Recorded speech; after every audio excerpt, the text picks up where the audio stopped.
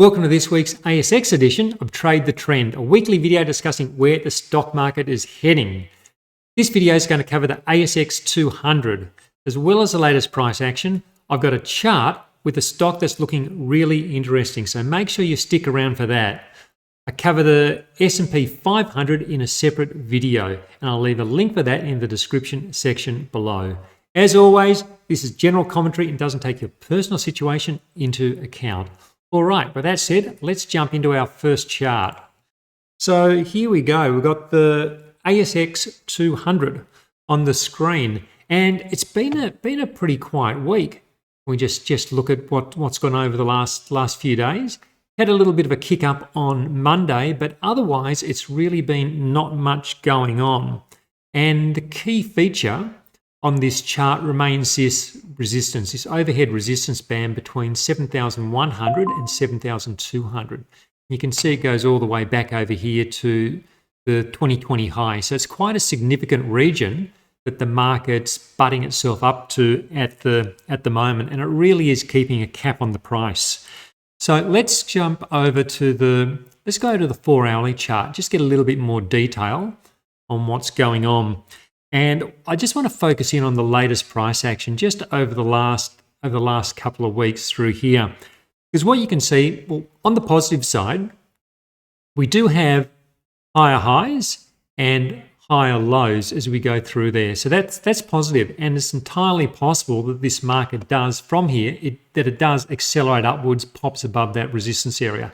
That could entirely happen. But what I don't like so much about this price action is that it is fairly overlapping. It's not impulsive. So this was quite impulsive through this section here. This is not so much. This is overlapped. It looks like price action which is struggling, and potentially the reason for that is because of this big overhead resistance band. And if I just jump back to the daily chart, I'm also keeping an eye on these moving averages. So if you saw my S&P 500 edition, I spoke about a similar development we've gotten in that quite often you find when you've got the moving averages trending down, they start to turn higher, the share price breaks above, has a bit of a run above, often it will come back and retest those moving averages. So just to show you a couple of quick examples of how that's happened on the ASX 200. So you can see down here during the COVID recovery, we had that initial run above the 50-day moving average, and the price came back and retested it. We can go along a little bit further and we see something similar happening back down here in 2019. We had the break above the moving averages, then it came back and it went sideways for a few weeks. It's different every time, but it's the same sort of pattern. You do get this move above the moving averages, and then you tend to get some sort of consolidation. So we're going to see how this one plays out. But I think with this resistance band capping prices at the moment, it does. The longer this goes on, the more likely I think that we do come back and we do retest these moving averages. So for that reason, I don't want to be adding a whole lot of exposure up at current levels. I'd rather wait and see what happens. Either we're going to get a clear break or we're going to get some sort of pullback. And if we get a pullback, we can reassess based on what that pullback looks like. Quickly jumping to the ASX Small Ords, and we've got a similar sort of situation. We've got a market that's reached its overhead resistance. For the case of the Small Ords, it's 3,080 to 3,120. And I'm also aware that we're 19% off the lows. So that's a pretty good run for, I think that's probably around a 6-week period. We could well and truly see a retest of the moving averages, and they're not that far below either. So a pullback into this moving average range would still keep the recovery prospects of this market well and truly alive. It would also make it healthier in that it goes sideways for a bit, it consolidates, and then potentially pushes higher again, potentially gets above that resistance. That's the sort of price action I'd like to see start to develop. So yeah, look, keeping an eye on this for now. Something interesting I wanted to show you. It's ASX All Technology Index. It's not one I often talk about. I often talk about the Nasdaq for the tech related stuff. But look, this is an interesting one because the price action is quite constructive. Series of higher highs and higher lows, coming off this low point from June. Also like that we're above the moving averages. The moving averages look to be turning higher, and the price action has been quite constructive in that it's been just tracking sideways, just consolidating over the last few weeks. This market, it fell. I think that's a 46% fall.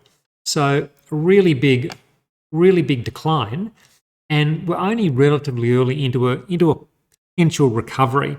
So this is one of those ones which isn't triggering a signal as such, because I'll wait for these moving averages to cross. That said, if you're using, say, 20-day and 50-day moving averages, which are completely valid to use, they have crossed. I use the longer dated ones because it just gives me, it filters the signals a little bit more. So an extra layer of filtering, I get fewer signals. But those shorter term averages can also be quite useful. My motion trader system, that does all the algorithmic scans of all the ASX stocks. So it's going to be picking up the individual stocks within this technology sector as if and when they start to stack up. But if you're after a broader approach and you wanted to get some technology exposure locally, well, Beta Shares have a Australian technology ETF. The ticker code is ATEC. That could be worth looking at just for that broader incremental exposure to technology. Now, I want to talk about a couple of individual stocks, because I find the individual stocks always so fascinating to have a look at. Before I do that, though, please, if you're getting some value from this, please hit that like button, hit the subscribe button, and please leave a short comment. Just, hey, interesting video, something simple, tells YouTube that people are watching and they're engaging, and then YouTube shows more people, which means a heap to me because it's a payoff for making videos and putting the time and effort into putting this out there. And also come over and check out my Motion Trader website. See all the stuff I do there, the free stuff, the free trials, all that. It's all over there. So please do those things. It helps me immensely. Oh, one other thing I've been meaning to mention is if you're interested in a podcast I did recently, I was on a podcast with Louise Bedford. Louise is fantastic, a trader, an author. This is a podcast here. There's me and Louise. I'll leave a link for this in the description section below. So if you want to listen to a podcast, goes for about 20 minutes, I think, 30 minutes. Yeah, oh, there you go, 33 minutes. So yeah, I'll leave that link. Come over and have a look at that. All right, so one of the things I'm often asked is that people say, look, what sort of stock should I be considering buying after a correction? Do I buy stocks that are down near their lows or ones that are already rising? So I'll show you how I like to approach this. So this is a stock I just had a look at through the week, came to my attention through the week. It's Treasury Estate Wines. So this is an interesting stock. It was super performer during the mid 20 teens. Then we had the China put on all their tariffs on wines. Stock price fell away.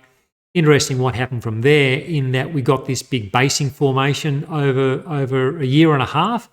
Then the moving averages turned higher. So Motion Trader gave its first buy signal for this when the moving averages first crossed back in February 21. Started to get some upside, went through a consolidation period. It's still on the Motion Trader portfolio because we've got these wide trailing stops. So it keeps you in during these consolidations, and it's continued to pay dividends. So that's all been, it's been good to sit there. Why I draw this attention to this chart now is that the moving averages have crossed again after a period of declining. So this would trigger a signal. This would be a buy signal for me. Moving averages have crossed. Shares have broken to a new high. So it would have been a signal around here. It's had a couple of good days. I think there must have been an earnings release in the last couple of days. It's shot higher. This is the sort of stock that I like. It may well pause here because it is now quite a bit above that moving average. It might get some consolidation. But the underlying trend in this, to me, looks good. It's a sort of stock that could continue to do well over the next several months. So this is the sort of stock I like to get into. I think the odds favour higher levels. Now let me show you what I want to avoid. So here's one of these buy now, pay later type companies, email payments. Now, this has been in a downtrend since May. There's been no reason to buy this stock since it broke lower in May. The moving average has just crossed. There've been plenty of some decent rallies there. These are 20, 30, 40% rallies, but the underlying trend has been down. It's still down. So people buying these stocks looking for recovery, they're betting against the trend and they're betting a stock that isn't working is going to work. Someday it may, but it could. Who knows when that may be. So these are the stocks I'll avoid.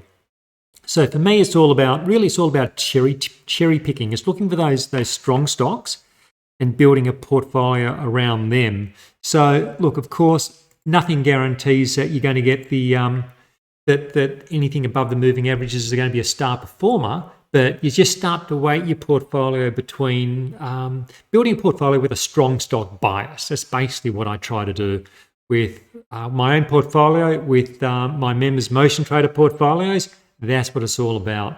And it's about putting the odds in your favour. So look, I hope you found that interesting. Please give me that like. Come visit me at the website, and I look forward to coming back, talk to you next week. Till then, see ya.